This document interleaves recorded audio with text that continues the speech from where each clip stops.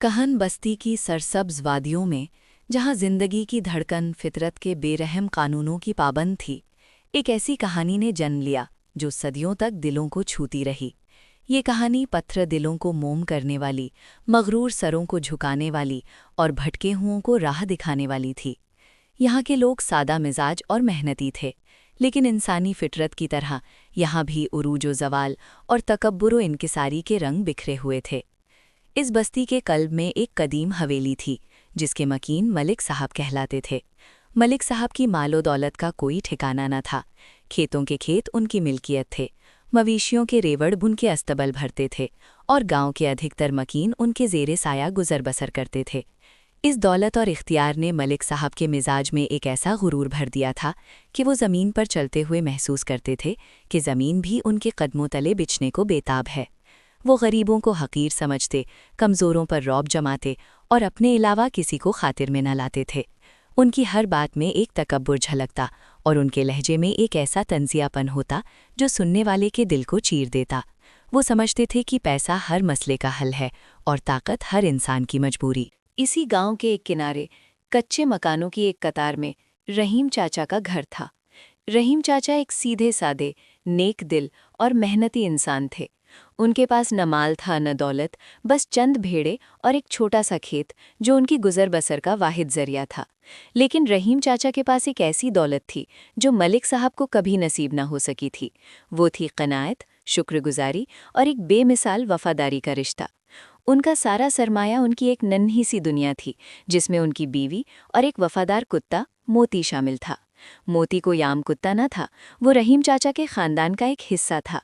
रहीम चाचा ने उसे उस वक्त पाला था जब वो एक छोटा सा बच्चा था, और वक्त के साथ उन दोनों का रिश्ता खून के रिश्ते से भी गहरा हो गया था। मोती रहीम चाचा की भेड़ों की हिफाजत करता, खेतों में उनका साथ देता और घर में एक जीता जागता निगहबान था। रहीम चाचा कभी उसे महज एक जानवर नहीं समझते थे, बल्कि उसके साथ एक दोस्त, एक हमदर्द की तरह पेश आते थे। वो अक्सर कहते, इंसानों की बेवफाई तो सुन रखी थी, मगर जानवरों की वफा से बढ़कर दुनिया में कोई दौलत नहीं। मलिक साहब रहीम चाचा के इस जुनून को हमेशा तमस्खुर का निशाना बनाते। क्या रहीम, एक बेजुबान जानवर को इंसानों से बढ़कर अहमियत देते हो? ये 4 दिन का मेहमान, इसकी औकात ही क्या है? रहीम चाचा बस मुस्कुरा कर रह जाते। मलिक साहब का एक नवयुवक बेटा था, आबिद। आबिद अपनी उम्र से कहीं ज्यादा शरारती और खिलंदड़ा था। उसे दिन भर जंगलों और खेतों में भटकने का शौक था। मलिक साहब अपनी दौलत के नशे में इतने गुम थे कि उन्हें अपने बेटे की सही तरबियत का भी होश न था। वो समझते थे कि पैसा हर मुश्किल का हल है, और वो अपने मुलाजिमीन पर सारा बोझ डाल देते कि वो आबिद का ख्याल रखें। उनकी सारी तवज्जो अपनी दौलत में इजाफे और अपने रोबो दबदबे को बरकरार रखने पर मरकूज रहती। आबिद एक तरह से आज़ाद और बेलगाम था। वो दिन का अधिकतर हिस्सा घर से बाहर रहता और मलिक साहब को उसकी परवाह न होती। उनका बस एक उसूल था, बेटा, हर वो चीज़ खरीदना जो तुम्हें पसंद आए और हर वो शख्स तुम्हारी इताअत करे जो तुम्हारे सामने खड़ा हो। एक दफ़ा का जिक्र है, बस्ती पर सियाह बादल छाए और शदीद बारिश का आगाज़ हो गया। गरज चमक के साथ हवाएं इतनी तेज़ चलने लगीं कि पेड़ जड़ों से उखड़ने का डर था। ऐसे में आबिद अपनी रोज़मर्रा की आदत के मुताबिक गांव से बाहर करीबी जंगल में कहीं खेल रहा था।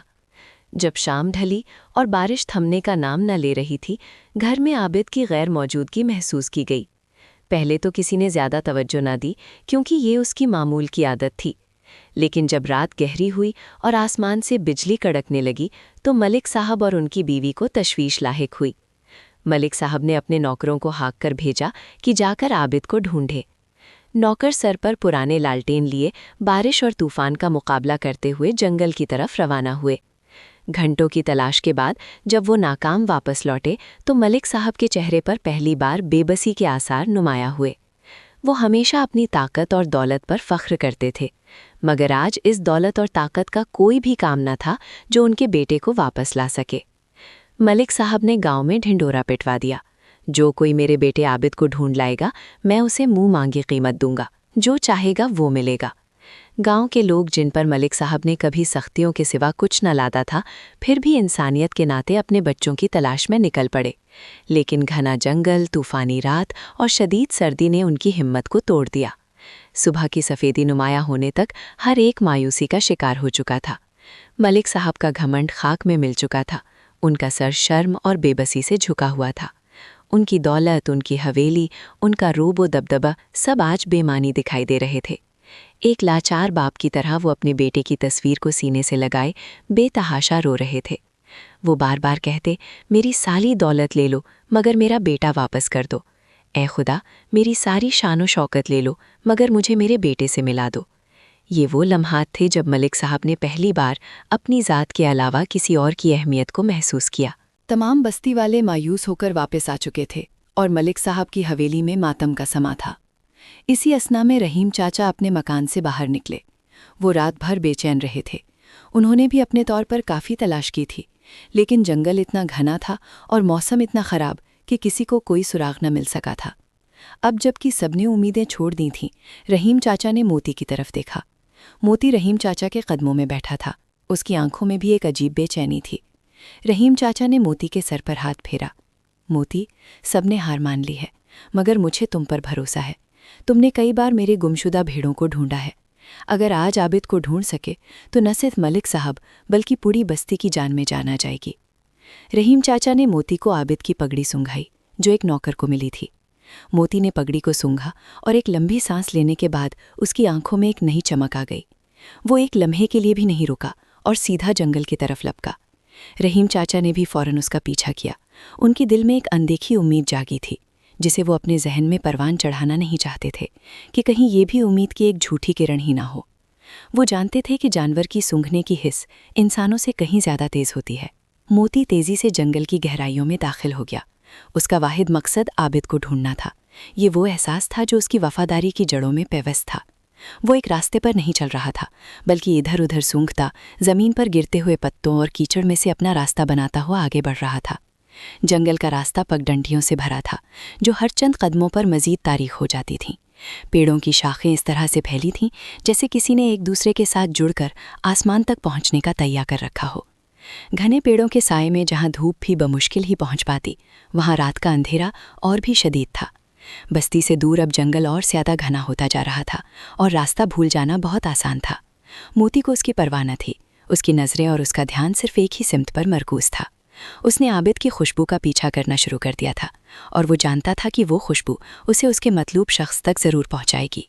कभी वो एक खुश्क नदी के किनारे दौड़ता, कभी घनी झाड़ियों के बीच से रास्ता बनाता और कभी पथरीली चट्टानों पर चढ़ता उतरता। उसके पंजे खून आलूदा हो चुके थे और उसके जिस्म पर कई जगह कांटों और नुकीली झाड़ियों के खराश आ चुके थे, मगर उसने हिम्मत न हारी। वो अपनी जान की परवाह किए बगैर आगे बढ़ता रहा। उसे याद था कि रहीम चाचा ने उसे कितना प्यार दिया है, किस तरह वो उसे अपने हाथों से खाना खिलाते थे, किस तरह उसके ज़ख्मों पर मरहम रखते थे। ये मोती की वफादारी का एक सबूत था जो आज दुनिया के सामने आने वाला था। उसने अपनी ज़िंदगी में कभी भी रहीम चाचा को मायूस नहीं किया था और आज भी वो उन्हें मायूस नहीं करेगा। इस दौरान रहीम चाचा बूढ़े और थके हुए होने के बावजूद मोती के पीछे भागते रहे। हालांकि उनके कदमों में वो फुर्ती नहीं थी जो मोती में थी। वो बार बार मोती को आवाज़ देते, लेकिन मोती अपनी धुन में मगन बस आगे बढ़ता चला जा रहा था। उनके दिल में भी एक अजीब सी कैफियत थी। कभी उम्मीद की किरण दिखाई देती तो कभी मायूसी का बादल फिर से उनके दिल को घेर लेता। उन्हें नहीं मालूम था कि मोती उन्हें कहाँ ले जा रहा है, मगर वो उसकी वफादारी पर मुकम्मल एतमाद करते थे। कई घंटों की मुसलसल जद्दोजहद के बाद मोती एक गहरी खाई के किनारे पहुंचा, जहां नीचे एक पुराने और टूटे हुए पेड़ का तना पड़ा था। वहां मोती ने एक कमज़ोर सी आवाज़ सुनी, बाबा बाबा। मोती की आंखों में चमक आ गई। उसने गर्दन झुकाई और खाई के नीचे झांकने लगा। रहीम चाचा जो मोती के पीछे पीछे पहुंचे थे, जब खाई में देखा तो उनकी आंखों में आंसू आ गए। वहां नीचे पेड़ के तने के करीब आबिद सर्दी और खौफ से सिकुड़ा हुआ बेहोशी की हालत में पड़ा था। उसके कपड़े फटे हुए थे और उसके चेहरे पर खौफ के आसार नुमाया थे। ऐसा लग रहा था जैसे वो किसी जानवर के हमले से बचने के लिए भागता हुआ खाई में गिरा हो। उसके एक पांव पर जख्म था और जिस्म सर्दी से अकड़ चुका था। मोती फौरन खाई में उतर गया और आबिद के करीब जाकर उसे सूंघने लगा। फिर वो अपने जिस्म से उसे गरमाने की कोशिश करने लगा और अपने होठों से उसके चेहरे को चाटने लगा ताकि उसे होश आ जाए। आबिद ने जब अपनी आंखें खोली तो उसे अपने सामने मोती को देखकर एक लम्हे के लिए हैरानी हुई। उसे ये जानवर हमेशा से हकीर लगते थे क्योंकि मलिक साहब उन्हें हकीर समझते थे, मगर आज इसी हकीर जानवर ने उसकी जान बचाई थी। मोती ने उसकी ज़बान को देखा और फिर उसकी आंखों में एक अजीब सी चमक दिखाई दी। आबिद के दिल में भी एक अजीब सी मोहब्बत उमड़ आई। वो जान गया था कि ये जानवर उसका दोस्त है जो उसे बचाने आया है। आबिद ने कमज़ोर आवाज़ में मोती को पुकारा, मोती। रहीम चाचा ने फौरन लकड़ी की कुछ मजबूत शाखें और बेलें इकट्ठी की और बड़ी मुश्किल से खाई में उतरे। उन्होंने आबिद को एहतियात से उठाया और मोती के साथ मिलकर उसे खाई से बाहर निकाला। आबिद की हालत इंतहाई ख़राब थी, उसे फौरी तौर पर तिब्बी इमदाद की ज़रूरत थी। रहीम चाचा ने उसे अपनी गोद में उठाया और मोती उनके पीछे पीछे एहतियात से चलने लगा। उसके जिस्म में अब थकावट नुमाया थी, मगर उसका दिल एक अजीब सी तसल्ली और कामयाबी के एहसास से भरपूर था। जब रहीम चाचा आबिद को लेकर गांव पहुंचे तो मलिक साहब और गांव वाले मायूसी की आखिरी हदों को छू रहे थे। मलिक साहब का चेहरा आंसुओं और धूल से अटा हुआ था और वो बेहोशी की सी हालत में थे। जैसे ही उन्होंने रहीम चाचा को आबिद को गोद में उठाए आते देखा, उनके जिस्म में एक सनसनी दौड़ गई। उनके मुंह से एक चीख निकली, आबिद। वो दौड़कर रहीम चाचा की तरफ बढ़े और अपने बेटे को छीनकर सीने से लगा लिया। डॉक्टर को बुलाया गया और आबिद को फौरी तिब्बी इमदाद दी गई। कुछ देर बाद वो खतरे से बाहर था। मलिक साहब ने जब आबिद को होश में देखा तो उनकी आंखों से तशक्कुर के आंसू जारी हो गए। उन्होंने देखा कि रहीम चाचा और मोती एक तरफ खामोश खड़े हैं।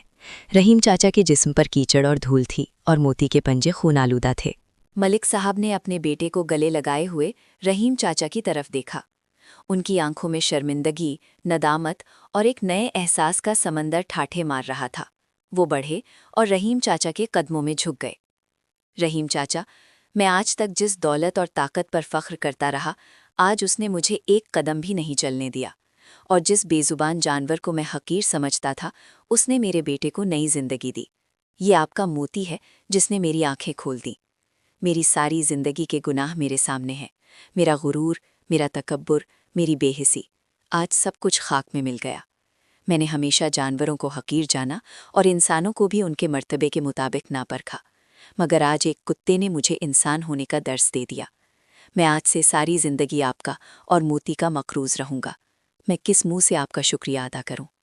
मलिक साहब की आंखों से आंसू जारी थे और उनका लहजा तशक्कुर और पशेमानी से गूंधा हुआ था। रहीम चाचा ने उन्हें उठाया और गले लगा लिया। मलिक साहब, खुदा का शुक्र है कि आबिद खैरियत से है। ये सब उसी की मेहरबानी है और इस मोती की वफादारी है। मैंने तो बस उसकी रहनुमाई की है। इस वाक़े ने पूरे गांव को हिलाकर रख दिया। मलिक साहब की शख्सियत में हैरत अंगेज़ तब्दीली आई। उनका गुरूर ख़त्म हो गया और उनकी जगह इनकिसारी, शफ़क़त और इंसानियत ने ले ली। वो अब हर एक से एहतराम से पेश आते, गरीबों की मदद करते और जानवरों पर भी शफ़क़त करते। मोती को उन्होंने अपनी हवेली में एक ख़ास मुकाम दिया और उसकी पूरी ज़िंदगी एक शाहाना अंदाज में गुजारी। वो उसे बाकायदगी से देखने जाते, उसके साथ खेलते और उसे अपने हाथ से खाना खिलाते। मलिक साहब ने यह भी ऐलान किया कि वो अपनी सारी दौलत में से एक बड़ा हिस्सा गांव की फलाह बहबूद और गरीबों की मदद के लिए वक्फ करते हैं। उन्होंने रहीम चाचा को अपनी हवेली में रहने की पेशकश की, लेकिन रहीम चाचा ने मुस्कुराते हुए कहा कि उन्हें अपनी सादा ज़िंदगी पसंद है। अलबत्ता उन्होंने मलिक साहब की दी हुई ज़मीन को कबूल किया ताकि वो मज़ीद मवेशी पाल सकें और अपने बच्चों को बेहतर तालीम दे सकें। ये कहानी नस्ल दर नस्ल सुनाई जाती रही। ये मुकाफ़ाते अमल की एक जीती जागती मिसाल बन गई।